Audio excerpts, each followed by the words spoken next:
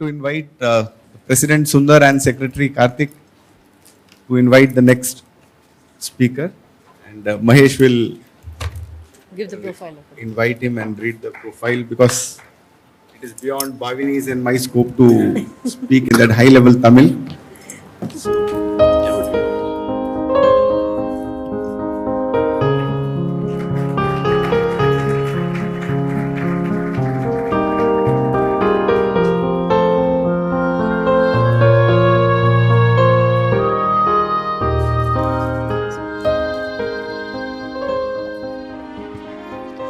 எல்லோருக்கும் மாலை வணக்கம்.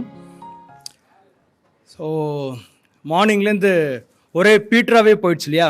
அஜய் ஜோஸும் பாவனியும் ரெண்டு பேரும் மிக்ஸ் பண்ணிவிட்டு கவலைப்படாதீங்க, தமிழில் பேசாமல் எப்படி முடிக்கிறது ஒரு ஈவெண்ட்டை, கரெக்டாக நம்மளோட தாய்மொழி தமிழ் மொழி. ஸோ ஆப்வியஸ்லி தமிழில் முடிக்காமனால ஷோ வில் நாட் எண்ட் இல்லை. ஸோ இப்போ சாரை பற்றி அறிமுகமே வேண்டாம் ஆக்சுவலாக. ஸோ நான் இருந்தாலும் எனக்கு கொடுத்த ரோல் நான் பண்ணணும் இல்லையா, அதுக்கு ஒரு சின்ன இன்ட்ரொடக்ஷன் கொடுக்குறேன். சார் நம்ம எல்லாரும் மாதிரியும் ஒரு நடுத்தர ஃபேமிலியில் பிறந்த ஒரு ஆள் தான். அவரோட ஹார்ட் ஒர்க்னால அவர் பிஏ அக்ரிகல்ச்சர் முடித்தார். அக்ரிகல்ச்சர் முடித்ததுக்கு அப்புறமா அவர் சிவில் சர்வீஸ் எக்ஸாம் கிளியர் பண்ணுறாரு. அவரோட எய்ம் ஐபிஎஸ் ஆஃபீஸர் ஆகணும்னு சொல்லிட்டு. ஆனால் டியூ டு சம் சேலஞ்சஸ் அவரால் ஐபிஎஸ் ஆஃபீஸராக ஆக முடியல. அதுக்கப்புறமா அவர் ஐஆர்எஸ் போஸ்டிங் வாங்கிட்டு இன்கம் டேக்ஸ் கமிஷனராக பிளேஸ்மெண்ட் ஆகிறாரு. பிளேஸ்மெண்ட் ஆகிட்டு திரும்பவும் சிவில் சர்வீஸ் எக்ஸாம் எழுதிட்டு அவர் ஐஏஎஸ் ஆஃபீஸராக ஆகிட்டு and he got fantastic postings, நிறைய இடத்துல ஒர்க் பண்ணியிருக்காரு. ஸோ டெஃபினட்டாக we have to give him a good round of applause. அண்ட் இவரோட சின்ன வயசுலேருந்தே இவரோட லட்சியம் என்னவா இருந்ததுன்னா, யங்ஸ்டர்ஸ் எல்லாருமே அப்லிஃப்ட் பண்ணணும் அப்படின்னு சொல்லி தான் இவரோட நோக்கமாகவே இருந்தது. ஸோ இப்போ என்ன பண்ணியிருக்காருன்னா, 1980s இவர் கண்டினியூஸாக எங்கெல்லாம் போஸ்டிங்கில் இருந்தாரோ அங்கே எல்லா இடத்துலையுமே காலேஜுக்கு போய், ஏன்னா அப்போல்லாம் சிவில் சர்வீஸ் எழுதி நிறைய பேருக்கு அறிமுகமே இல்லை. தமிழ்நாட்டில் சிவில் சர்வீஸ் எழுதி ஜெயிச்சவங்க ரொம்ப கம்மி. ஆனால் ஐயாவுக்கு அப்போத்துலேருந்தே அந்த மனசில் ஒரு உறுத்தல் இருந்துகிட்டே இருந்தது, ஏன் நம்ம தமிழ்நாட்டிலேருந்து யாருமே வரல அப்படின்னு சொல்லிட்டு. அதனால் ஐயா என்ன பண்ணியிருக்காருன்னா, காலேஜாக போயிட்டு இவர் ட்ரெயின் பண்ணி நிறைய பேரை பாஸ் பண்ண வச்சுருக்காரு. அண்ட் இது மட்டும் இல்லாமல் இதயம் பேசுகிறதுன்னு ஒரு இதழில் ஐஏஎஸ் தேர்வும் அணுகுமுறையும் அப்படிங்கிற தொடரை கண்டினியூஸாக எழுதியிருக்காரு. இது எல்லாத்துக்கும் மேலே பொதிகை டிவியில் கல்லூரி காலங்கள்னு சொல்லி எவ்வளோ எபிசோட் பண்ணியிருக்காரு? 502 எபிசோட் பண்ணியிருக்காரு கண்டினியூஸாக. நம்ம எல்லாருமே சொல்லுவோம் ஸ்கை இஸ் த லிமிட், கரெக்டா? ஸோ சார் ஐயா என்ன பேச வந்திருக்காருன்னா, வானமல்ல எல்லை அப்படிங்கிற டாப்பிக்கை பேச வந்திருக்காரு. உங்களை மாதிரியே நானும் கொஞ்சம் சார்ஜ் டவுனாக தான் இருக்கேன். ஸோ இப்போ சார்ஜை ஏற்றிக்க வேண்டிய டைம் இது. ஸோ உங்களை வரவேற்கல ரொம்ப ரொம்ப சந்தோஷம் ஐயா. நன்றி. ஐஎஃப்பிஏனுடைய தலைவர் மதிப்பிற்குரிய திரு சுந்தர்ராஜன் அவர்களே, அதன் செயலாளர் திரு கார்த்திக் அவர்களே, இந்த நிகழ்வில் கலந்து கொள்ள வந்திருக்கின்ற அன்பு நண்பர்களே, உங்கள் அனைவருக்கும் என்னுடைய அன்பான வணக்கங்களை தெரிவித்துக் கொள்கிறேன். இந்த நிகழ்ச்சிகளை எல்லாம் ஒருங்கிணைக்கின்ற திரு ராஜா அவர்களிடம் இந்த கூட்டத்தை ஐஐடி ஆராய்ச்சி நிறுவனத்தின் வளாகத்தில் வைப்பதற்கான காரணம் என்ன என்று நான் கேட்டேன். அதற்கு அவர் சொன்னார், இந்த ஆண்டு அந்த மாநாட்டின் தலைப்பு இக்னைட், இன்ஸ்பயர், டிரான்ஸ்ஃபார்ம். அதிலேயே ஐஐடி வருவதால் தான் இவர்கள் ஐஐடி வளாகத்தில் இதை அமைத்திருக்கிறார்கள் என்று. மனிதன் மட்டும்தான் தொடர்ந்து கற்றுக்கொண்டே இருக்கிறான். விலங்குகளை குட்டிகளாக இருக்கும்போது பழக்குவது எளிது. குட்டிகளாக இருக்கும்போதே பழக்கினால் அவை சாகசங்கள் புரியவும், சந்தோஷமடைய செய்யவும், விளையாட்டு காட்டவும், அற்புதங்கள் நிகழ்த்தவும், அதிசய வைக்கவும் முடியும். ஆனால் அவற்றை வளர்ந்த பிறகு நாம் பழக்க முடியாது. குட்டியாக இருக்கும்போதே பழக்கினால் மற்ற விலங்குகளிலிருந்து அவை வித்தியாசமாக தெரிய ஆரம்பிக்கும். மனிதர்களுக்கு பிறகு அதிக நுண்ணறிவு இருக்கிற பிராணி டால்ஃபின்கள் தான். அதனால் டால்ஃபின்களை பழக்கி காட்சிகளாக்கி கட்டணம் வசூலித்து கல்லாவை நிரப்புவது பல நாடுகளில் நடக்கிறது. மனிதர்கள் மட்டும்தான் தொடர்ந்து கற்றுக்கொண்டே இருக்கிறார்கள். மனிதர்களுடைய உடல் ரீதியான வளர்ச்சி ஒரு வயதில் நின்று விடுகிறது. ஆனால் செடிகளுடைய வளர்ச்சியும் மரங்களுடைய வளர்ச்சியும் தொடர்ந்து இருந்து கொண்டே இருக்கிறது. அவை புதிய புதிய துளிர்களை விட்டாலும் தளிர்களை தாங்கினாலும் தான் வளர்கிறது என்பதற்கு பொருள். புதிய துளிர்களை விடாவிட்டால், புதிய குருத்தை விடாவிட்டால் அவை மரணத்தை நோக்கி சென்று கொண்டிருக்கின்றன என்று பொருள். விலங்குகள் உடல் ரீதியான வளர்ச்சியையும் மனரீதியான வளர்ச்சியையும் ஒரு கட்டத்தில் நிறுத்திவிடுகின்றன. செடிகளோ இறுதி வரை உடல் ரீதியான வளர்ச்சியை தொடர்கின்றன. மனிதன் உடல் ரீதியான வளர்ச்சியை ஒரு வயதில் நிறுத்தி கொள்கிறான். அறிவு ரீதியான வளர்ச்சியை தொடர்ந்து கொண்டே இருக்கிறான். இதிலும் மனிதன் எப்போது நாம் கற்றது போதும், படித்தது அதிகம், சாதித்தவை நிறைய, சந்தித்தது நிரம்ப என்று நினைக்கிறானோ அப்போதே அவன் தேக்கமடைய ஆரம்பித்து விடுகிறான். ஒரு நதி ஓடிக்கொண்டே இருக்கிற போதுதான் அது அழகாக இருக்கிறது. எப்போது அது தேங்குகிறதோ அப்போது அது சாக்கடையாகி விடுகிறது. காற்று வீசிக்கொண்டே இருக்கிற போதுதான் தென்றலாக இருக்கிறது. வீசுவதை நிறுத்தினால் நாற்றமாகி விடுகிறது. அதைப்போல மனிதன் தொடர்ந்து கற்றுக்கொண்டே இருக்காவிட்டால் அவன் குட்டையாகி விடுவான். அவனுடைய சமுதாயம் அறிவு ரீதியாக வளர்ச்சி அடைந்து கொண்டே இருக்கிறது. அவர்களோடு ஒப்பிடுகிற போது அவனும் அறிவு ரீதியாக வளர்ச்சி அடையாவிட்டால் அவன் குள்ளமாக தெரிவான். உயரம் என்பது கூட தொடர்புடையதுதான் என்பதை வலியுறுத்துவதற்காகத்தான் கலீவருடைய பயணங்கள் என்று ஜொனாதன் ஸ்விஃப்ட் என்பவர் ஓர் அற்புதமான நூலை எழுதினார். எனவே சமுதாயத்திற்கு ஏற்ப நாமும் அறிவு வளர்ச்சியை பிடித்து கொண்டே இருக்க வேண்டும். இல்லாவிட்டால் நாம் இருக்கிற போதே காலாவதியாகி விடுவோம். வாழ்கிற போதே இருக்கிற இடம் தெரியாமல் போகுவோம். ஜீவித்திருக்கிற போதே மரணத்தை அடைந்து விடுவோம். பாரதியார் இன்று புதிதாய் பிறந்தோம் என்ற கவிதையை எழுதியிருக்கிறார். யார் ஒருவர் கற்றுக்கொள்வதை நிறுத்துகிறார்களோ, யார் ஒருவர் உதவி புரியாமல் சேவை செய்யாமல் இந்த பூமிக்கே பாரமாக, இருத்தலுக்கே இம்சையாக, பிரபஞ்சத்துக்கே பிரச்சனையாக இருக்கிறார்களோ அவர்கள் புதிதாக பிறப்பது இல்லை. யார் புதிதாக பிறப்பதற்கு தினமும் கற்றுக்கொள்கிறார்களோ, ஒவ்வொரு நொடியும் எங்கிருந்து எது வந்தாலும் ஏற்றுக்கொள்கிறார்களோ அவர்கள் ஒவ்வொரு மூச்சிலும் புதிய பிறவியை அடைகிறார்கள்.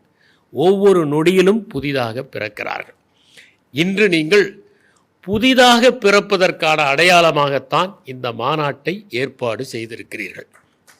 இங்கே பல்வேறு விதமான கருத்துக்கள் பரிமாறப்பட்டிருக்கின்றன. இந்த கருத்துக்களை எல்லாம் நீங்கள் கேட்டு பயனடைந்திருக்கிறீர்கள். 1000 புத்தகங்கள் படிப்பதை விட ஒருவர் மேடையிலே வந்து எப்படி நாம் நம்முடைய இந்த தொழிலை மேற்கொள்ள வேண்டும் என்று அரை மணி நேரம் உரை நிகழ்த்தினால் அந்த உரை மிகவும் பயனுள்ளதாக இருக்கும். ஏனென்றால் அவர் தன்னுடைய அனுபவத்தையும் அதில் பிழிந்து சொல்கிறார்.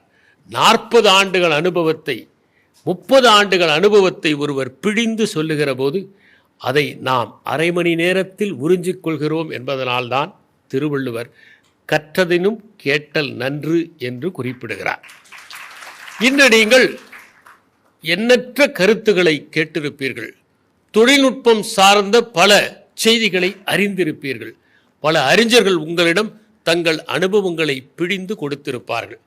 அவற்றையெல்லாம் நீங்கள் கேட்டு இனி நம்முடைய எதிர்கால வாழ்க்கையை எப்படி மேம்படுத்திக் கொள்ளலாம், மெருகேற்றிக் கொள்ளலாம் என்று சிந்தித்திருப்பீர்கள். அந்த வகையில் இன்று இந்த மாநாடு ஒரு கற்றல் நிறுவனமாக மலர்ந்திருக்கும் என்று நான் நம்புகிறேன்.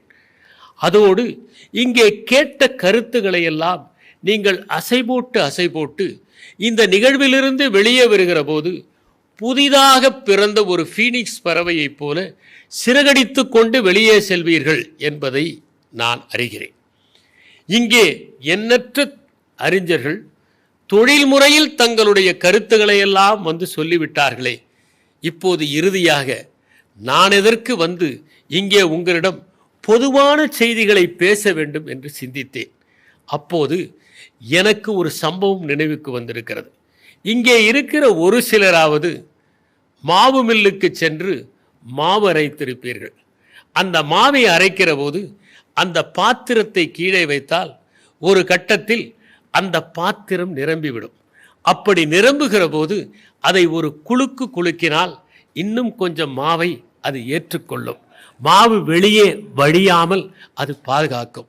அதை போல நிரம்பி இருக்கிற நீங்கள் சற்று குலுங்குவதற்காகத்தான் இந்த சொற்பொழிவு என்பதை நான் உங்களிடம் கூற விரும்புகிறேன். நான் எடுத்துக்கொண்டிருக்கிற தலைப்பு வானமல்ல எல்லை என்பது. பொதுவாகவே நாம் வானம் என்றால் நம்மிலிருந்து உயரமாக இருக்கிறது என்று நினைக்கிறோம். நிலவுக்கு போனவர்களை பார்த்து கேட்டார்கள், நீங்கள் நிலவிலிருந்து பார்த்தபோது பூமி கீழே தெரிந்ததா என்று. இல்லை, மேலேதான் தெரிந்தது என்றார்கள். பரப்பு வெளியில் அப்படி உயரமாக தெரிவதெல்லாம் உயரமாக இருப்பது இல்லை. எது வானம் என்றால் பூமியிலிருந்து நாம் பார்க்கிற போது தெரிகிற காற்று மண்டலம்தான் வானம். அதைத்தான் நாம் வானம் என்று அழைக்கிறோம்.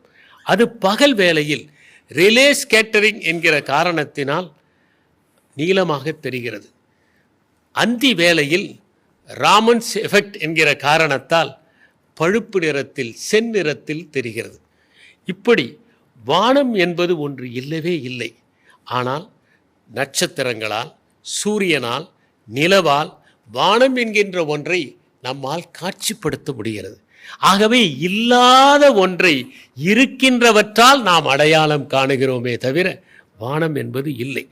இலக்கியம் வேறு, ஆன்மீகம் வேறு, அறிவியல் வேறு. இவற்றை போட்டு குழப்பிக் கொள்ளக்கூடாது. நிலவிலே மனிதன் கால் வைத்து இறங்கிய பிறகும் கவிஞர்கள் பெண்ணின் முகத்தை நிலவோடு ஒப்பிட்டு கவிதை எழுதி கொண்டுதான் இருக்கிறார்கள். ஆனால் நிலவு என்பது ஒரு துணைக்கோள் என்பதை அவர்கள் அறிவது இல்லை. கவிதையின் இலக்கணம் வேறு. எனவே வானம் என்கின்ற ஒன்று இல்லை என்பதால் நமக்கும் எல்லை இல்லை. ஆனால் இந்த உலகம் எப்போதுமே ஒன்றை எல்லையாக கற்பித்து கொண்டே இருக்கிறது. ஒன்றை எல்லையாக உருவகப்படுத்தி நம்முடைய செயல்பாடுகளை எல்லாம் குறுக்கி நாம் ஒரு வட்டத்துக்குள்ளேயே தேங்கிவிட வேண்டும் என்று எதிர்பார்ப்பதுதான் சமுதாயம். அது கூண்டுகளையே நமக்கு கூடு என்று கற்பித்து நாம் சிறகுகளை விரித்து வானவீதியிலே பறக்க முடியாமல் சிறைகளை நமக்கு உருவாக்கி கொடுத்து கொண்டிருக்கிறது. அதனால் நம் எண்ணங்கள் தான் நமக்கு எல்லையாக இருக்கிறது. அதுதான் நமக்கு வானமாகவும் இருக்கிறது. ஒரு சின்ன உதாரணத்தை சொன்னால் நீங்கள் புரிந்து கொள்வீர்கள். நாம் ஓர் ஊருக்கு செல்ல வேண்டும், 20 நாட்கள் அந்த ஊரிலே இருக்க வேண்டும் என்று முடிவு செய்து செல்கிறோம். 19ஆம் நாளே 20ஆம் நாள் எப்போது வரும் என்று காத்திருப்போம்.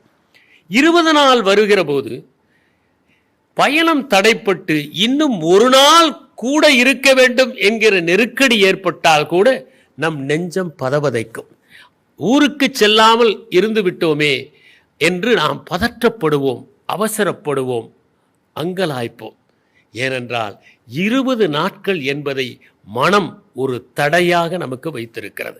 நீங்கள் பார்க்கலாம், காடுகளுக்கு நீங்கள் சுற்றுலா சென்றிருந்தால் அந்த காட்டுக்குள் நுழைந்ததுமே ஏதோ உங்களுக்கு விடுதலை கிடைத்ததை போன்ற உணர்வு ஏற்படும்.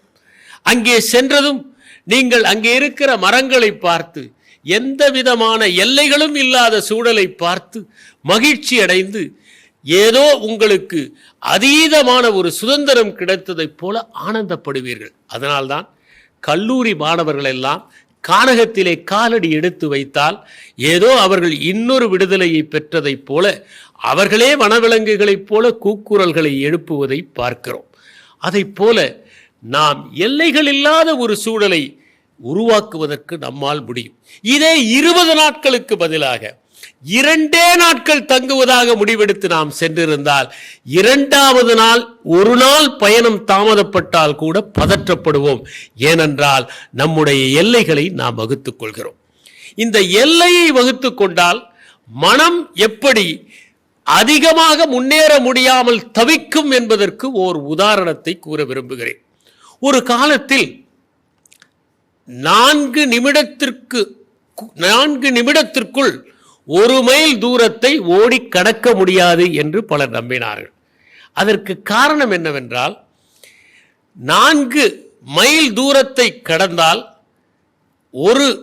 4 மணி துளிகளில் 1 மைல் தூரத்தை கடந்தால் அப்போது நம்முடைய இதயம் வேகமாக துடிக்கும், நுரையீரல் ஒத்தாசை புரியாது, நம்முடைய உடல் கூரே அப்படி அமையவில்லை என்று திடமாக நம்பினார்கள்.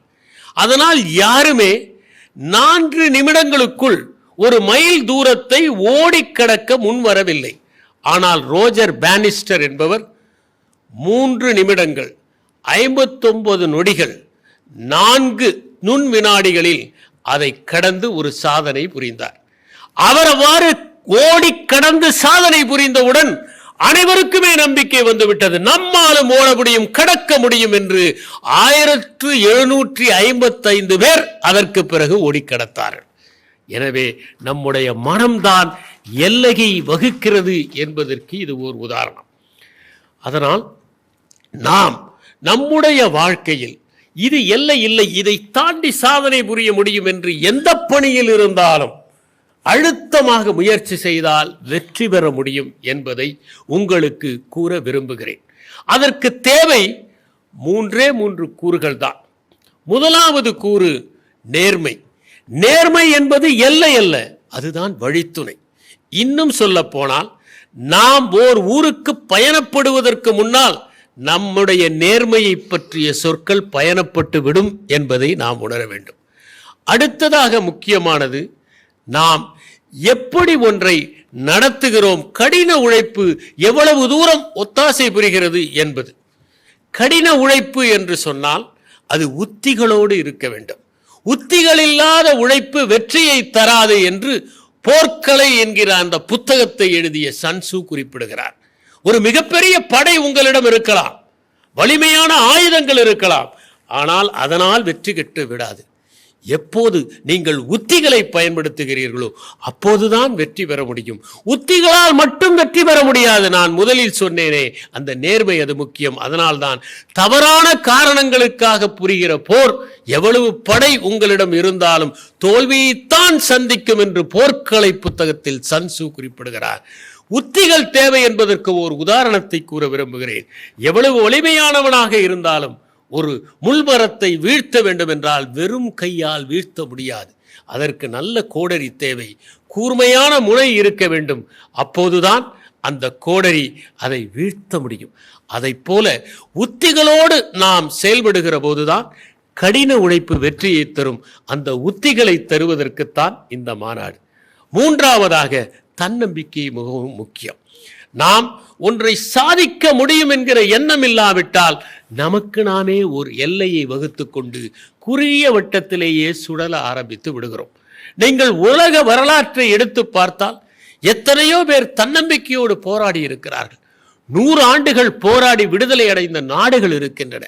பல ஆண்டுகள் தங்கள் உரிமைக்காக போராடி வெற்றியை அடைந்தவர்கள் இருக்கிறார்கள். பல ஆண்டுகள் சிறையிலே வாடி தங்களுடைய சுதந்திரத்தை நிலைநாட்டியவர்கள் இருக்கிறார்கள். அவர்களெல்லாம் தன்னம்பிக்கைக்கு உதாரணமாக இருந்திருக்கிறார்கள். தமிழ்நாட்டிலேயே மிகப்பெரிய சந்தை, அது தென்னிந்தியாவிலேயே மிகப்பெரிய மாட்டு சந்தை என்று அழைக்கப்படுகிறது பொள்ளாச்சி சந்தை. நாங்கள் வேளாண்மை படிக்கிற போது எங்களை களப்பணிக்காக அந்த சந்தைக்கு அழைத்து செல்வார்கள். அங்கே மாடுகளை வாங்குகிறவர்களும் வருவார்கள், விற்பவர்களும் வருவார்கள். அவற்றை விற்று தருவதற்காக தரகர்கள் இருப்பார்கள். அந்த தரகர்கள் மாடுகளை பற்றி துல்லியமாக அறிந்து வைத்திருப்பார்கள். அவர்கள் எந்த முதலீடும் கொண்டு வர மாட்டார்கள். காலையில் சந்தைக்கு வந்ததும் அங்கே மாட்டை விற்க வருகிறவர்கள் அவர்களை அணுகுவார்கள். அவர்கள் சிரித்து கொண்டே மாட்டின் விவரங்களை பெற்றுக்கொள்வார்கள். எவ்வளவு எதிர்பார்க்கிறார்கள் என்பதை தெரிந்து கொள்வார்கள். பிறகு வாங்க வருகிறவர்களிடம் ஒரு துண்டை போட்டு தங்களுடைய விரல்களின் மூலம் விலையை சொல்வார்கள். மாட்டின் சுழிகளை எல்லாம் துல்லியமாக சொல்வார்கள். வருகிறவர்களுக்கு நம்பிக்கையை கொடுப்பார்கள். நல்ல மாடு வாங்கினால் உங்களுக்கு பயன்படும் என்று கூறுவார்கள். அவர்கள் கூறுவதை கேட்டு அவர்கள் தன்னம்பிக்கையை பார்த்து அவர்கள் தெரிவிக்கின்ற விவரங்களையும் விலாவாரியான தகவல்களையும் கேட்டு வந்தவர்கள் அந்த மாடுகளை வாங்கி கொண்டு போவார்கள். இப்படி ஒரே நபர் பல மாடுகளை விற்பதற்கான வாய்ப்புகள் இருக்கும். மாலையில் செல்லுகிற போது சில நேரங்களில் மாட்டை கொண்டு வந்தவர்களை விட அதிக தரகு தொகையோடு அவர்கள் செல்வது உண்டு. காரணம், அவர்களிடம் நம்பிக்கை இருக்கிறது என்பதுதான் முக்கியம். அந்த நம்பிக்கையை கொடுப்பதுதான் ஊக்குவிப்பவருடைய பணியாகவும் இருக்க முடியும். நீங்கள் மலையேற்றம் சென்றிருந்தால் ஒன்று தெரிந்திருக்கும். நாங்கள் இந்திய ஆட்சி பணியிலே பயிற்சியிலே இருக்கிற போது மலையேற்றம் எங்களுடைய பயிற்சியின் ஒரு பகுதி. மலையேற்றம் என்றால் அது சாகச மலையேற்றம் அல்ல, நடந்துதான் செல்ல வேண்டும். ஆனால் பலகாத தூரம் சென்று வேறொரு இடத்தில் அந்த இரவு தங்க வேண்டும். அப்படி செல்லுகிற போது ஒன்றை நீங்கள் கவனிக்கலாம். மலை ஏறுவதற்கு உங்களை அழைத்து செல்பவர்கள் முதலில் உங்களை உற்சாகப்படுத்துவார்கள். நீங்களும் மலையில் ஏறுவதை உற்சாகமாக தொடங்குவீர்கள். தொடக்கத்தில் எல்லாமே உற்சாகமாகத்தான் இருக்கும். அவ்வாறு தொடங்கி சிறிது தூரம் போனதும் அயற்சி ஏற்பட்டுவிடும். அப்போது சொல்வார்கள், நாங்கள் கீழே இறங்கி போய்விடுகிறோம் என்று. இல்லை இல்லை, வாருங்கள், இன்னும் கொஞ்சம் தூரம்தான் என்று அழைத்து செல்வார்கள். அந்த மலையின் அரை பகுதியை ஏறி முடித்ததும் அதற்கு பிறகு நீங்கள் நான் திரும்பி போக விரும்புகிறேன் என்று சொன்னால் அவர்கள் சொல்வார்கள், திரும்பி போவதும் ஒரே தூரம்தான், ஏறுவதும் ஒரே தூரம்தான், எனவே ஏறிவிடுங்கள் என்று சொல்வார்கள். நீங்களும் நாம் பாதி ஏறிவிட்டோம், இனிமேல் ஒவ்வொரு அடியை வைக்கிற போதும் அது தூரம் குறைகிறது, நம்மால் முடியும் என்று அந்த இலக்கை அடைந்து விடுவீர்கள். இதுதான் தன்னம்பிக்கையுடைய இலக்கணம். ஒரு தன்னம்பிக்கை இருந்தால் மனிதன் எதை சாதிக்க முடியும் என்பதற்கு ஒரு கதையை கூறலாம் என்று நினைக்கிறேன். ஒரு மன்னன் இருந்தார். அவர் சிறந்த மன்னர். செழுமையான நாட்டை கையிலே வைத்திருந்தார். அன்போடு ஆட்சி செய்கிற மன்னர். அப்படிப்பட்ட மன்னருக்கு ஒரே ஒரு மகன். ஆனால் அந்த மகனுக்கோ ஒரு குறைபாடு. முகம் அழகு, ஆனால் முதுகு கூன். அவன் நிமிர்ந்து நிற்க முடியாமல் தள்ளாடி தள்ளாடி நடப்பதை பார்த்த மன்னர் பல மருத்துவர்களை வரவழைத்தார். அவர்களெல்லாம் வைத்தியம் பார்த்தார்கள், மருந்து கொடுத்தார்கள், களிம்பு தடவினார்கள். ஆனால் கூன் நிமிரவே இல்லை. மாறி மாறி மருத்துவர்கள் வந்து மருத்துவம் பார்த்ததால் மனம் உடைந்தான் மகன். அப்போது அரசர் கைகளை பிசைந்து கொண்டு இருந்தார். அவன் அறைக்குள் சென்று கதவை சாத்திக் கொண்டு அங்கேயே இருந்து விட்டான். மனம் முடிந்தார் மன்னர். அப்போது இந்த மன்னனின் மகனை பற்றி கேள்விப்பட்ட மருத்துவர் ஒருவர் நான் குணப்படுத்துகிறேன் என்று வந்தார். அவர் மகனை வரவழைத்தார். சில உடற்பயிற்சிகள் செய்தால் போதும், 3 மாதத்திலேயே முதுகு நிமிர்ந்துவிடும் என்று சொன்னார். ஆனால் மகனோ ஏகப்பட்ட வைத்தியங்களால் மனம் நொந்து போயிருந்தான். அவன் எந்த உடற்பயிற்சியும் செய்ய விரும்பவே இல்லை. கதவை சாத்தி கொண்டான். அப்போது மன்னருக்கு என்ன செய்வது என்றே தெரியவில்லை. மருத்துவர் அரண்மனையிலேயே தங்கி இருக்கிறார். அப்போது மன்னன் ஒரு யோசனை செய்தான். தலை சிறந்த சிற்பி ஒருவரை வரவழைத்தான். ஒரு சிற்பத்தை செய்தான். மகன் நேராக நின்றால் எப்படி இருக்கும் என்பதைத்தான் அந்த சிற்பி வடித்தான். ஒரு நாள் மகன் தூங்குகிற போது அந்த சிற்பத்தை கொண்டு போய் அறையிலே வைத்து கதவை சாத்தி விட்டு வந்து விட்டார் மன்னர். மறுநாள் விழிக்கிறான் மகன். இளவரசன் கண்களிலே தெரிகிறது அழகான சிற்பம். பார்க்கிறான், அழகான சிற்பமாக இருக்கிறதே என்று அருகில் சென்று பார்க்கிற போதுதான் முகம் தன்னுடைய முகத்தைப் போல இருப்பதை காண்கிறான். ஆகா, நம் முதுகு நிமிர்ந்தால் இவ்வளவு அழகாகவா தெரிவோம் என்று நினைக்கிறான். அன்றிலிருந்து உடற்பயிற்சி செய்கிறான். மருத்துவர் 2 முறை செய்ய சொன்னால் 3 முறை செய்கிறான். 3 மாதம் அல்ல, 2 மாதங்களிலேயே முதுகு நிமிர்கிறது. இளவரசன் அழகான இளவரசனாக நம்பிக்கையோடு கம்பீரமாக ஆழமாக கால் தடத்தை எடுத்து வந்து நடக்கிறான். இதுதான் தன்னம்பிக்கையினுடைய விளைவு என்பதை தெரியப்படுத்த விரும்புகிறேன். தன்னம்பிக்கை வேறு, தன்முனைப்பு வேறு. தன்னம்பிக்கை என்பது நம்மால் முடியும் என்று நினைப்பது. தன்முனைப்பு என்பது என்னை தவிர எவராலும் முடியாது என்று நினைப்பது. நம்பிக்கை என்பது எனக்கு சாத்தியம் என்று நினைப்பது. அதீத நம்பிக்கை என்பது வேறு யாரால் முடியும் என்று நினைப்பது. அதற்கும் ஒரு சிற்பக்கதை இருக்கிறது. ஒரு சிற்பி இருந்தார். இது பகுத்தறிவால் பார்க்க வேண்டிய கதை அல்ல, உருவகமாக பார்க்க வேண்டிய கதை. அந்த சிற்பியிடம் ஒருவர் வந்து சொன்னார், இன்னும் 1 மாதத்தில் நீ இறந்து விடப் போகிறாய். உன் முகக்குறிப்புகளை பார்க்கிற போது மரணச்சாயல் தெரிகிறது. மரணம் உன்னை தழுவப் போகிறது.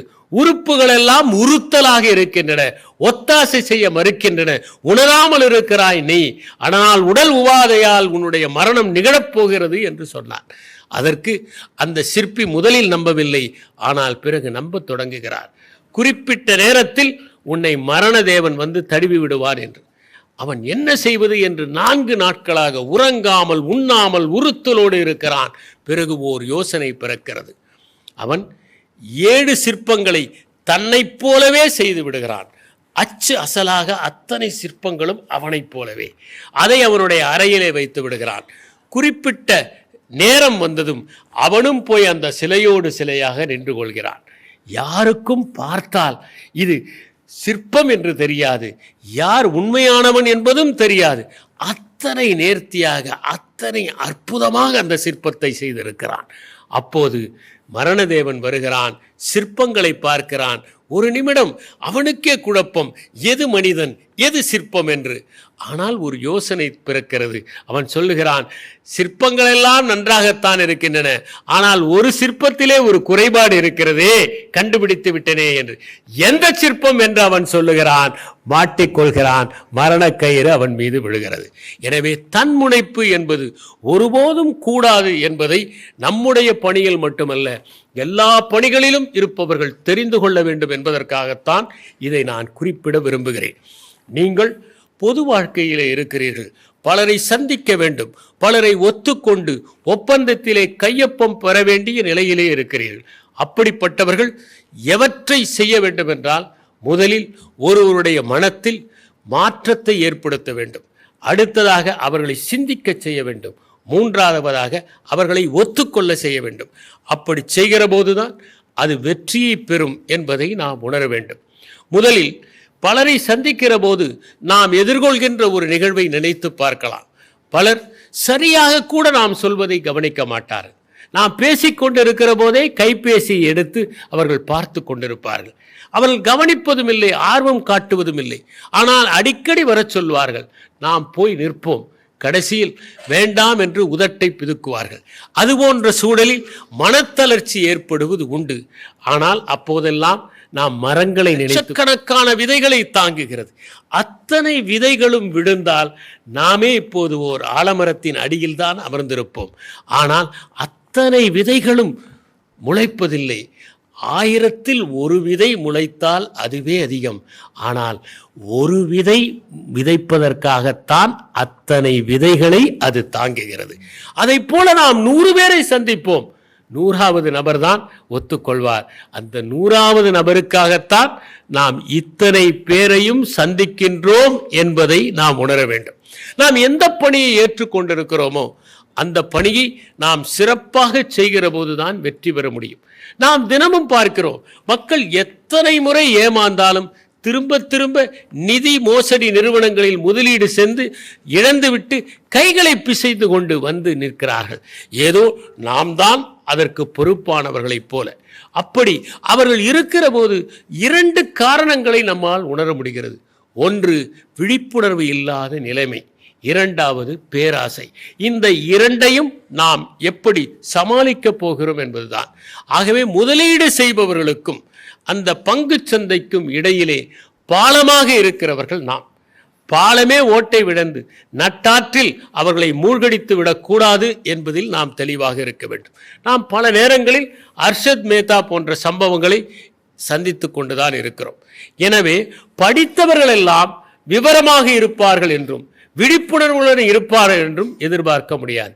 அவர்கள் துறையிலே அவர்கள் விற்பனர்களாக இருக்கலாம், அடுத்த துறையிலே அவர்கள் விற்பனர்களாக இருப்பார்கள் என்று எதிர்பார்ப்பதற்கான வாய்ப்புகள் குறைவு என்கிற காரணத்தால் நாம் அவர்களிடம் பக்குவமாக எடுத்து சொல்லி விழிப்புணர்வை ஏற்படுத்த வேண்டிய பொறுப்பிலே இருக்கிறோம். நாங்கள் எல்லாம் சிறுவர்களாக இருந்தபோது பினாக்கா என்கிற பற்பசை ஒன்று வந்து கொண்டிருந்தது. அந்த வினாக்காவனுடைய அட்டையை பிரித்தால் ஒரு சின்ன பொம்மை ஒன்று வந்து விடும். அந்த பொம்மை காண்டாமிருகமாக இருக்கலாம், புலியாக இருக்கலாம், சிங்கமாக இருக்கலாம், மானாக இருக்கலாம். அந்த பொம்மையை எடுத்து நாங்கள் சேகரித்துக் கொள்வோம். எங்களை கடைக்கு அனுப்பி பர்பஸை வாங்கி வர சொன்னால் எந்த பர்பஸையை வாங்க சொன்னாலும் நாங்கள் பினாக்காதான் வாங்குவோம். ஏனென்றால் அந்த பொம்மையின் மீது அவ்வளவு ஈர்ப்பு. அதை எங்களுடைய அந்த மேசையிலே அடுக்கி வைத்திருப்போம். அந்த பொம்மை என்கின்ற ஒன்று மிகப்பெரிய மாற்றத்தை பர்பஸை விற்பனையில் ஏற்படுத்தியது. அதை போல நாம் காட்டுகிற அந்த சின்ன சின்ன கரிசனங்கள் தான் வாழ்க்கையிலே மிகவும் முக்கியம். நாம் நம்முடைய வாடிக்கையாளர்களை எவ்வளவு அன்பாக நடத்துகிறோம், கரிசனம் காட்டுகிறோம், பிறந்த நாளில் வாழ்த்து தெரிவிக்கிறோம், அவர்களுடைய திருமண நாளில் வாழ்த்து தெரிவிக்கிறோம், அவர்கள் இல்லம் பக்கமாக செல்லுகிற போது அவர்களை சந்திக்கிறோம், புத்தாண்டு அன்னைக்கு கைகுலுப்பிக்கு நம்முடைய மகிழ்ச்சியை தெரிவிக்கிறோம் போன்றவைதான் உராய்வை தடுக்கின்ற எண்ணெயாக இருந்து உதவுகின்றன என்பதை நாம் உணர வேண்டும். வாழ்க்கையில் நேர்மை என்கிற ஒன்றை எந்த காலகட்டத்திலும் நாம் தவிர்க்க முடியாது என்பதற்கு ஆபிரகாம் லிங்கனுடைய வாழ்க்கையிலே நடந்த ஒரு சம்பவத்தை குறிப்பிட விரும்புகிறேன். அவர் தேர்தலுக்கு நிற்கிற போது அவருக்கு $200 பணத்தை கட்சி அளித்தது. அவர் தேர்தல் முடிந்ததும் $199.25 திரும்ப செலுத்திவிட்டார். அவர் எழுதினார், நான் என்னுடைய குதிரையில் தான் பயணம் செய்தேன், என் நண்பர்கள் வீட்டில்தான் விருந்தோமல் நடந்தது, ஒரே ஒரு முறை நான் சற்று உற்சாகமான கேட்டார்கள் என்பதற்காக அந்த 75 சென்ட்டை செலவு செய்தேன், மற்றபடி மீதம் அனைத்தையும் நான் திரும்ப செலுத்துகிறேன். இதுதான் நேர்மைக்கான ஓர் உதாரணமாக இருக்க முடியும் என்பதை நாம் புரிந்து கொள்ள வேண்டும். இதிலே நாம் இன்னொன்றையும் தெளிவுபடுத்திக் கொள்ள வேண்டும். நாம் யாரிடம் முதலீடு செய்வதற்காக வாடிக்கையாளராக வைத்திருக்கிறோமோ அவருடைய ரகசியங்களை பாதுகாப்பது அவசியம். சில நேரங்களில் எது வீடு என்று தெரியாது நமக்கு, அது போன்ற சூழல்கள் ஏற்படுவதும் உண்டு. அதனால் நம்முடைய ரகசியங்களை நாம் பாதுகாப்பதும், குடும்பத்தினர் கூட அவர்கள் எவ்வளவு முதலீடு செய்திருக்கிறார்கள் என்பதை சொல்லாமல் இருப்பதும் முக்கியம். இன்னும் சொல்ல போனால் அவை நுண்ணிய தகவல்களாக இருக்கின்றன என்பதை நாம் உணர வேண்டும். இதிலே முக்கியமான ஒன்று, இங்கே எனக்கு முன்னால் பேசிய நண்பர் அவர்கள் குறிப்பிட்டதைப் போல பொருளாதாரம் என்பது சுழற்சி முறையிலே வந்து கொண்டிருப்பது. திடீரென உச்சத்தை அடையும், பிறகு சரியத் தொடங்கும், பிறகு அது வீழ்ச்சியை அடையும், மறுபடியும் மீட்பை நோக்கி அது சென்று கொண்டிருக்கும். எனவே நாம் தொடர்ந்து கற்றுக்கொண்டே இருக்க வேண்டியவர்களாக இருக்கிறோம். நாம் நுணுக்கங்களை தெரிந்து கொண்டு, செய்திகளை எல்லாம் குறித்து கொண்டு, தகவல்களை எல்லாம் விரல் நுனியிலே வைத்துக் கொண்டிருக்கிற வித்தகத்தை அறிந்தால்தான் வெற்றியை பெற முடியும் என்பது இந்த துறையை பொறுத்தவரை மிகவும் முக்கியம் என்று நான் கருதுகிறேன். முதலீடு செய்பவர்களுக்கு எந்தெந்த முறையிலே முதலீடு செய்ய வேண்டும் என்பதை தெளிவுபடுத்த வேண்டும். ஏனென்றால் எப்போதுமே இந்த போர்ட்ஃபோலியோ மேனேஜ்மெண்ட் என்பதில் சொல்லுவது, எல்லா முட்டைகளையும் ஒரே கூடையில் போடாதீர்கள். போட்டால் கூடைகள் சமயத்திலே குலுங்கலாம், அழுங்கலாம், நலுங்கலாம், ஆடலாம், அசையலாம், உடையலாம் என்பதால் அவற்றை வெவ்வேறு இடத்திலே வைக்க வேண்டும் என்று. எங்கள் வீட்டிலே நாங்கள் பயணப்படுகிற போது ஒன்று சொல்வார்கள், பணத்தை ஒரே சட்டை பையிலே வைக்காதே, ஏனென்றால் யாராவது களவாடி விட்டால் அடுத்தது எங்கே செல்வது என்பதற்கு கூட பணம் இல்லாமல் போய்விடும். ஒவ்வொரு சட்டை பையிலும் கொஞ்சம் வைத்துக் கொள்ளுங்கள் என்று சொல்லுகிற சூழல் உண்டு. அது இந்த முதலீடுக்கு மிகவும் பொருத்தம் என்று நான் கருதுகிறேன். 3 கூறுகள் மிகவும் முக்கியமானவையாக நம் பணியை வெற்றிகரமாக ஆக்குவதற்கு தேவைப்படுகின்றன. அதிலே முதலாவதான கூறு என்பது நாம் மிடுக்காக தோற்றமளிப்பது அவசியம். இரண்டாவதாக காலம் தவறாமல் இருக்க வேண்டும். மூன்றாவதாக தகவல் பரிமாற்றத்தில் சிறந்து விளங்க வேண்டும். இதிலே காலம் தவறாமை என்பதை நாம் கட்டாயம் கடைபிடிக்க வேண்டும். ஒருவர் ஒரு குறிப்பிட்ட நேரத்தை நமக்கு ஒதுக்கினால் அதற்கு 5 நிமிடம் முன்பாகவே சென்று விட வேண்டும். ஆனால் அவர்கள் உள்ளே போகக்கூடாது. கால தாமதமாக செல்வது எவ்வளவு தவறோ அவ்வளவு தவறு காலத்திற்கு முன்பே சென்று அவர்களுடைய அலுவல்களில் இடைஞ்சல் செய்வது. சரியான நேரத்தில் உள்ளே நுழைகிற போதே அவர்கள் மதிப்பிலே நாம் உயர்ந்து விடுகிறோம். அதைப் போல நம்முடைய தோற்றத்தை பார்க்கிற போதே நம்பிக்கை தருபவர்களாக இருக்க வேண்டும். அதற்காக நாம் ஒன்றும் அலங்கார நிறுவனத்திற்கு சென்று அழகுபடுத்தி கொண்டு செல்ல வேண்டும் என்கிற அவசியமில்லை. ஆனால் ஒவ்வொருவரும் அழகாகத்தான் படைக்கப்பட்டிருக்கிறார்கள்.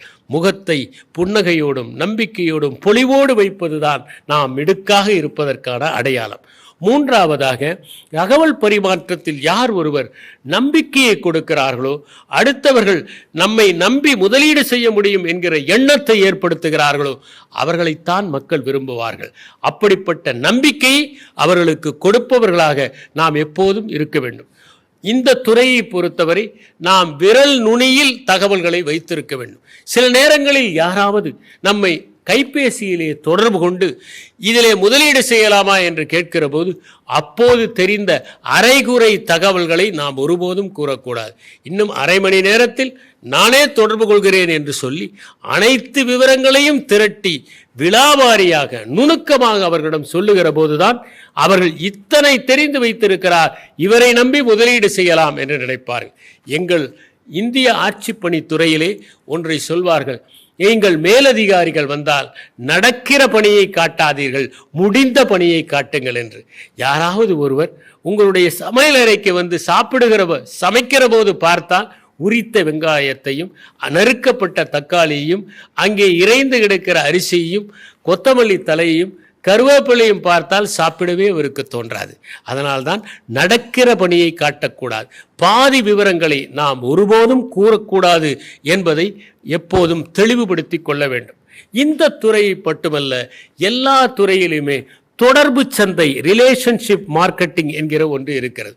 சிலரிடம்தான் நாம் வர்த்தகத்தை நடத்த விரும்புவோம். உதாரணமாக, நீங்கள் ஒரே கடையில் தான் மளிகை சாமானை வாங்குவீர்கள், ஒரு கடையில் தான் காய்கறியை வாங்குவீர்கள், ஒரே ஒரு கடைக்கு சென்றுதான் உங்கள் சிகையை திருத்திக் கொள்வீர்கள். ஏனென்றால் அப்போதுதான் உங்களுக்கு திருப்தியாக இருக்கும், அவர்கள் மீதுதான் நம்பிக்கை. அதைப் போல நாம் எத்தனை பேரோடு இந்த தொடர்பு சந்தையை ஏற்படுத்தி இருக்கிறோம் என்பதுதான் வெற்றி. அவர்கள் எந்த முதலீடு செய்வதாக இருந்தாலும் நம்மிடம் விசாரித்துத்தான் செய்ய வேண்டும் என்கிற நம்பகத்தன்மையை நாம் ஏற்படுத்த வேண்டும். அது மிகவும் முக்கியம். அதை ஏற்படுத்தினால் ஒரு 100 வாடிக்கையாளர்கள் எப்போதும் இந்த ரிலேஷன்ஷிப் மார்க்கெட்டிங் என்கின்ற அந்த தொடர்பிலே வந்துவிட்டால் நாம் வெற்றி பெற்று விடுவோம் என்பதை உணர வேண்டும்.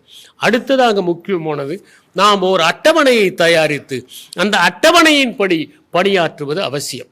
எப்போதுமே புன்னகையோடும் நம்பிக்கையோடும் நாம் தோன்ற வேண்டும். பல நேரங்களில் நம்மால் முடியாது என்று நாம் நினைத்தால் தோல்வியை தழுவி விடுவோம்.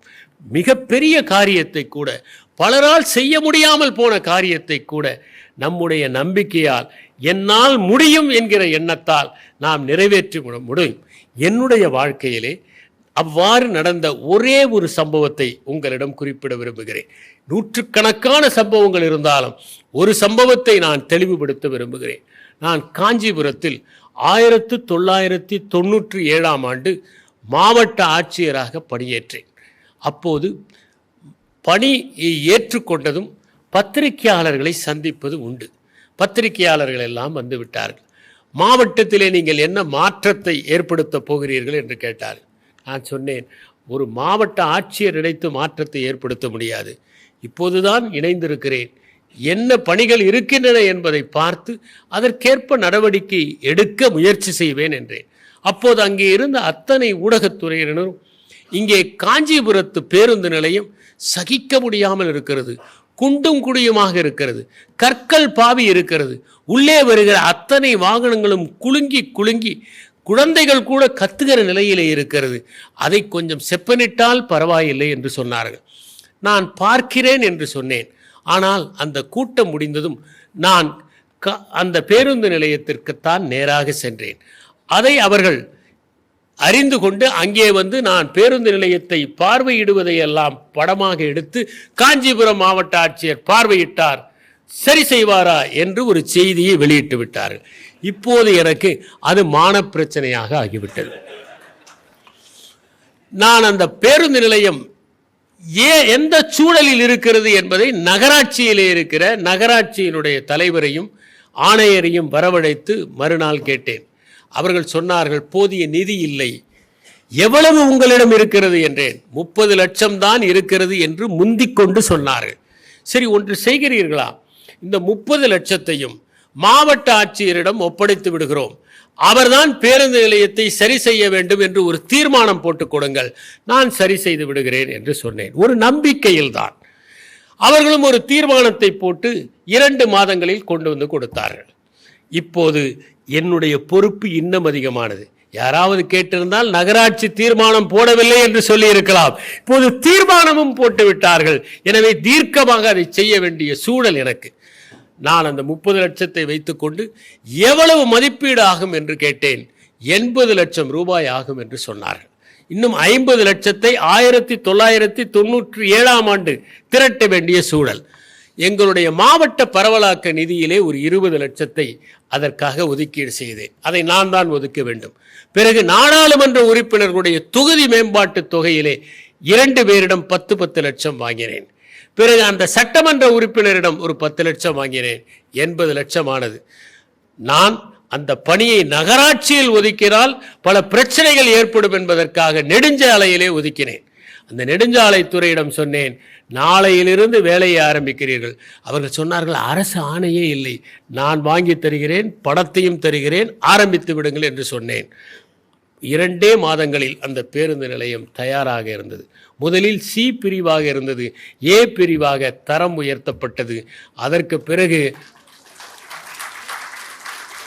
அதற்கு அரசாணையையும் பெற்று நான் தந்தேன். இதை குறிப்பிடுவதற்கு காரணம், நம்மால் முடியும் என்கிற ஒரே ஒரு ஒற்றை நம்பிக்கை ஒரு மனிதனை ஒரு செயலை செய்ய வைத்துவிடும் என்பதற்காக. நீங்கள் அனைவருமே கேள்விப்பட்டிருப்பீர்கள், மிகச்சிறந்த ஒரு படம், பார்க்காதவர்கள் பார்க்க வேண்டிய படம், த பர்சியூட் ஆஃப் ஹாப்பினஸ் என்கிற அந்த படம். அது பங்குச்சந்தையை பற்றியதுதான். கிறிஸ் கார்டனுடைய வாழ்க்கையிலே நடந்த ஒன்று. அதை வில் ஸ்மித் மிக நேர்த்தியாக நடித்திருப்பார். வில் ஸ்மித் ஒரு ஸ்கேனர் ஒன்றை முகவராக விற்கக்கூடிய பணியிலே இருப்பார். விற்பதே சிரமம். மிகவும் சிரமப்படுகிற நேரத்தில் ஒன்று தொலைந்து வேறு போய்விடும். அப்போது அவருடைய மனைவி இவர் எதற்கும் பயனற்றவர் என்று நினைத்து கொண்டு மகனையும் கைகழுவி விட்டு கணவனையும் கைகழுவி விட்டு சென்று விடுவார். இப்போது மகனை பார்த்து கொள்ள வேண்டும். வீட்டு வாடகையை செலுத்துவதற்கு கூட பணம் இல்லை. அதனால் அவர் மகனை கூட்டிக் கொண்டு இரவு நேரத்தில் ஏதாவது இலவச விடுதி கிடைத்தால் அதிலே தங்க வேண்டிய நெருக்கடிக்கு உள்ளாவார். அப்போது பங்கு சந்தையிலே முகவராக சேர்வதற்கு ஒரு தேர்வு நடத்தப்படும். அந்த தேர்வு எழுதலாம் என்று விண்ணப்பித்திருப்பார். சிரமமான ஒரு சூழலில் அவருக்கு ஒரு கலை நிபுணத்துவமாக இருந்தது. அவர் ஒரு கியூபை கொடுத்தால் ஒரே நிமிடத்தில் அதை அனைத்து பக்கங்களிலும் அதே வண்ணம் இருக்கிற மாதிரி செய்து விடுவார். இந்த கலையை அவர் வல்லவராக இருக்கிறார். ஒரு முறை வேறொருவரோடு வாகனத்தில் செல்லுகிற போது அவர் அந்த கியூபை வைத்து தடுமாறி கொண்டிருப்பதை பார்த்து வாங்கி அதை ஒரே நிமிடத்திலே ஒரே வண்ணத்தில் இருப்பதைப் போல செய்து விடுகிறார். அவர் இவரிடம் மிகவும் மதிப்பு வைத்து இவருடைய விவரங்களை எல்லாம் கேட்டுக்கொள்கிறார். அதற்கு பிறகு இவர் விடுதியிலே இருந்து மகன் தூங்குகிற போது இரவெல்லாம் படிக்கிறார். அங்கே இவர் நேர்காணலுக்கு செல்லுகிற போது இவர் யாருடைய கியூபை பார்த்து சரி செய்தாரோ அவரும் அதிலே வந்திருப்பார். இவர் மீது நல்ல அபிப்பிராயம் இருப்பதால் இவரை அவர் தேர்ந்தெடுப்பார். இவர் முகவராக வெற்றி பெற்று சேருவார். பிறகு இவருடைய பணியின் காரணமாக மிக உயர்ந்த நிலைக்கு அவர் வருவதை அந்த படம் முடித்திருக்கும். ஒரு மனிதனுடைய உண்மை சரித்திரத்தை அந்த படம் காட்டியிருக்கும். இந்த படத்தை போல நாம் அனைவருமே நம்முடைய பணியிலே சிறந்து உற்சாகமடைந்து வெற்றி பெற்று வானமல்ல எல்லை, வானத்தையும் தாண்டி நம்மால் சிறகை விரிக்க முடியும் என்கிற நம்பிக்கையோடு மனிதர்களுக்கு சேவை செய்வதற்கும் மக்களுக்கு உதவுவதற்கும் நியாயமான முறையில் அவர்கள் முதலீடு செய்து தங்கள் வாழ்க்கையில் சிரமப்பட்டு கடின உழைப்பால் சம்பாதித்த பணத்தை பாதுகாப்பதற்கும் உதவுவோம் என்று கூறி விடைபெறுகிறேன். வணக்கம் சார், மிக்க நன்றி. உங்களுடைய இவ்வளோ பெரிய எக்ஸ்பீரியன்ஸ் வந்து எங்களுக்கு வந்து ரொம்ப சிம்பிளாகவும் எங்களுக்கு சொல்றதுக்கு மிக்க நன்றி. எங்கள் தரப்புல இருந்து ஒரு சின்ன mic Sundar mic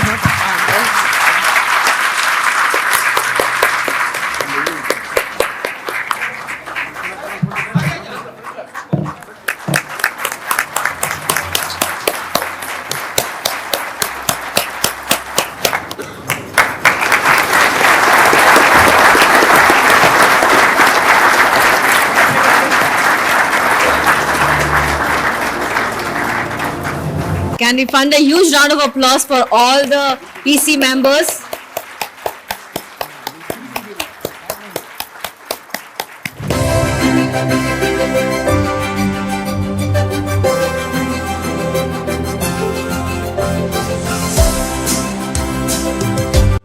May I now call Mr. Karthikeyan, the secretary, to deliver the vote of thanks, please. Good evening, all.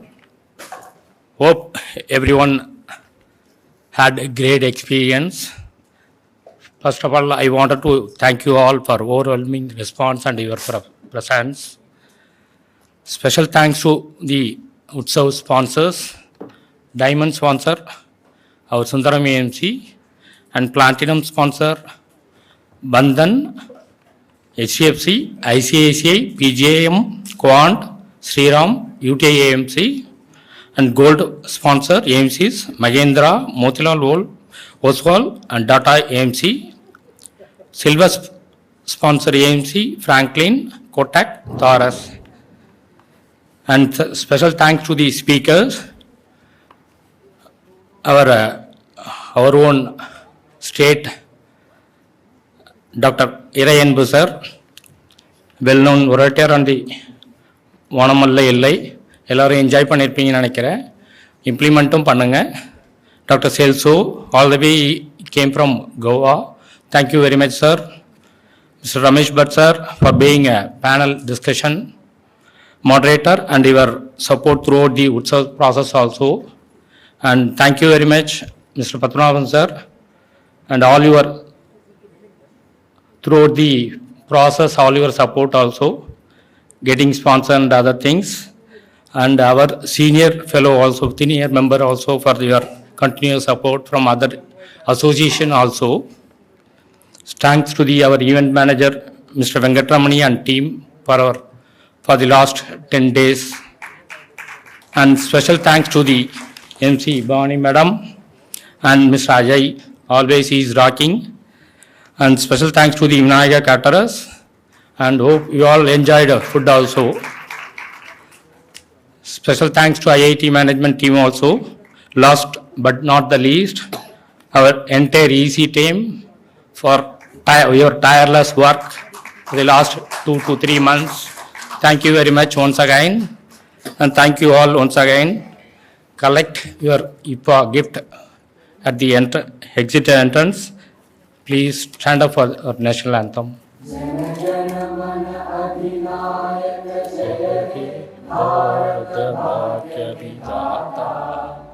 Punjab, Sindh, Gujarat, Maratha, Dravida, Utchala, Ganga, Vindhya, Himachala, Yamuna, Ganga, Utchala, Jalasisaranga. जब सुबह नामे जागे, जब सुबह आशीष मांगे, गाए तब जय दाता, जय